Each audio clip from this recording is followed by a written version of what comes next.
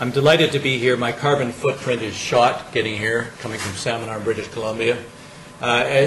Ici, des questions qu'on pourrait poser en français, je peux les taper plus tard dans la présentation, juste pour indiquer que même dans la province où les boîtes Kellogg Cornflakes sont considérées indésirables, je suis tout de même parler français. Allons-y. Okay, I'm going to try and limit what I say to practical advice for the budding activist physician. And by the way, I'm told by our recruitment supervisor that any student who wants to join during this conference or for the next week can get into CAPE for free. If that isn't a kind of an offer you can't refuse, I don't know what is. So I'm going to talk a little bit about practicality, but let's set the stage. Aren't we happy? Isn't life great? Full of excitement and enthusiastic commentary about joy and thanksgiving. This guy is the British Astronomer Royal.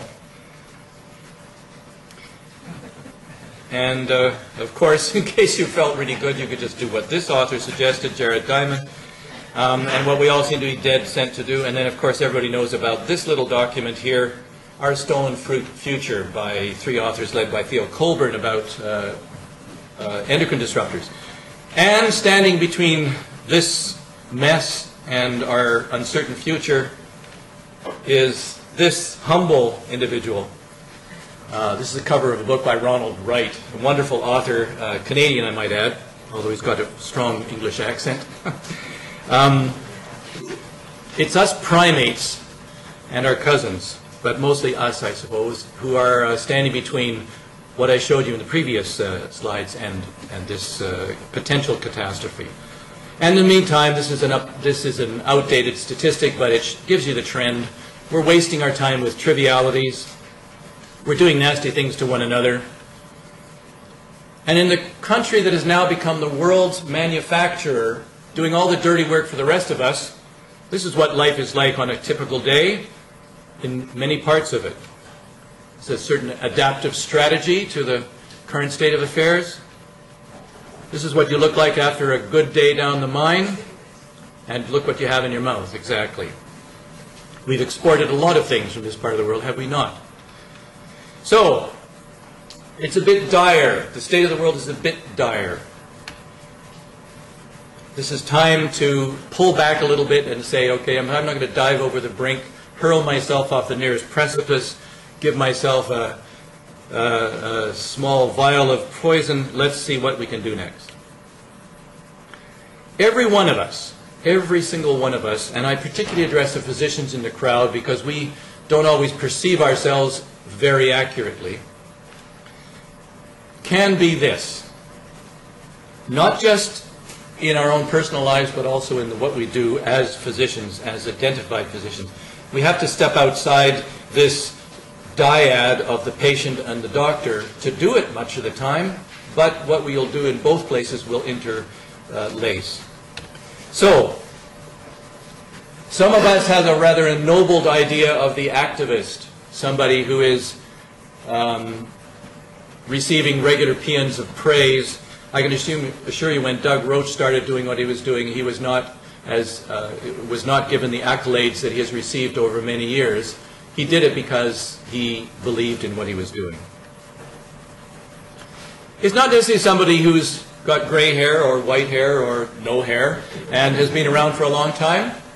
It's sometimes somebody who just started thinking of something a couple of weeks ago. It's not somebody who's got special degrees or gifts or can run faster, stronger, farther than anybody else. It's often somebody with just ordinary qualities who cares about something. It's typically someone who isn't doing what they do in their daily life. It's often, and in fact most of the time, somebody who isn't being formally paid for what they're doing. There are, of course, executive directors for NGOs and ENGOs and peace groups, etc. But the vast majority of people who do what they do are not getting paid in the usual sense as employment. Typically, the person who's doing it is looking beyond his or her own material interest.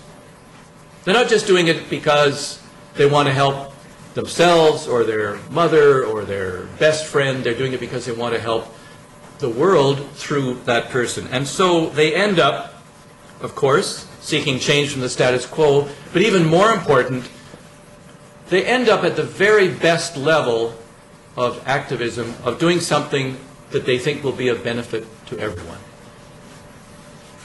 So, we live in two spheres. These are obvious. Let's talk about what you do in your own personal life. First of all, the greening side of things. What can you do? Well, obvious stuff. Stop wasting things. Don't throw things out. I beg to say we have a small amount of polystyrene foam implements in our hands or around us. We can think about stuff like that. Not using toxics. Well, that seems rather obvious, and yet we cheerfully employ toxics in just about everything we do. I remember the Irish Spring ads on television with this jolly fellow singing a song and scrubbing out his armpits with hexachlorophene. Now no longer, alas, with us. Oh dear, I'm not sad. We can reduce energy consumption. That's obvious, and yet it's enormously important. Buildings consume 48% of the energy on this continent.